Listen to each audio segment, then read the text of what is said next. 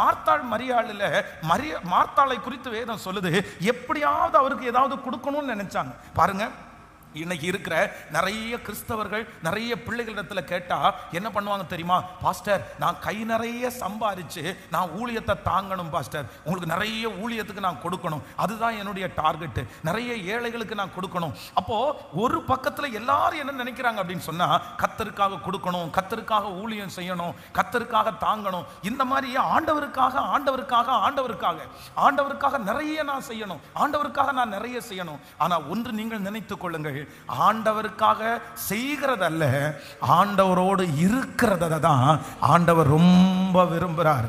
ஆமென். மார்த்தாளே மார்த்தாளே, நீ அநேகம் காரியங்களை குறித்து கவலைப்பட்டு கலங்குகிறாய், தேவையானது ஒன்றே, மரியாள் தன்னை விட்டு எடுபடாத நல்ல பங்கை தெரிந்து கொண்டாள். ஹல்லேலூயா. அந்த பண உதவி தேவனுடைய ராஜ்யத்திற்கான எல்லாமே நடந்துரும், அந்தந்த நேரத்தில் நடந்துரும். நான் நம்புறேன், அந்நியர்களுடைய துஷ்டர்களுடைய சில பணத்தை கர்த்தர் எதுக்கு வச்சிருக்கிறார்னா, தேவனுடைய ஊழியத்திற்காக கூட வச்சிருக்கிறாரு, தேவ ராஜ்யத்திற்கு கூட வச்சிருக்கிறாரு. ஆனா உங்க சார்பில் உங்களுக்காக வேற யாரும் போய் எங்க நின்ற முடியாதுன்னா, கர்த்தர் சமூகத்தில் நின்ற முடியாது. நம்ம பணத்தை கொடுத்து ஆண்டவரை திருப்திப்படுத்த முடியாது, நம்முடைய வேலையை கொடுத்து ஆண்டவரை திருப்திப்படுத்த முடியாது, நம்ம துணியை கொடுத்து ஆண்டவரை திருப்திப்படுத்த முடியாது. ஆண்டவருக்கு அது எல்லாம் வேண்டாம், ஏன்னா அது எல்லாம் அவரே நமக்கு தந்தது, அது ஆண்டவருடைய ராஜ்யத்திற்காக நம்ம விதைக்கிறது.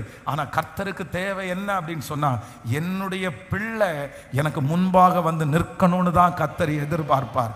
ஆமென் சொல்லுங்க. அப்ப இன்னைக்கு எல்லாரும் ஒரு தீர்மானம் எடுக்கணும். இந்த சூனேமியாளுக்கு கர்த்தர் இவ்வளோ பெரிய மகிமையை செய்கிறதற்கு காரணம், அவங்க தேவைக்காக அல்ல, தேவனிடத்தில் வைத்த அன்பிற்காக கர்த்தர் சமூகத்தில் போய் நின்றார்கள். ஹல்லேலூயா. ஆண்டவரே, நானுமே நேசிக்கிறேன், நானுமே நேசிக்கிறேன். நான் உங்க சமூகத்தில் வரும்போதெல்லாம் உங்களை நேசித்து நான் வரணும் ஆண்டவரே, உங்களுக்கு நன்றி சொல்லிட்டே நான் வரணும் ஆண்டவரே, உங்களுக்கு ஸ்தோத்திரம் பண்ணிட்டே நான் வரணும் ஆண்டவரே. இன்னைக்கு ஒரு தீர்மானத்தோட நான் கடந்து போறேன். எஸ் எஸ், அதை தான் ஆண்டவர் விரும்புறாரு, கர்த்தர் அதைத்தான் விரும்புறாரு. இனி ஒரு நாள் கூட என்னுடைய தேவையை முன்னாடி வச்சில்ல, உம்முடைய நீதி நியாயங்களை முன்பாக நிறுத்தி, ஆமென், உங்க சமூகத்தில் வரக்கூடிய ஒரு கிருபையை கர்த்தர் எங்களுக்கு தரப்போகிறதற்காக ஸ்தோத்திரம். ஹல்லேலூயா. ஆமென்.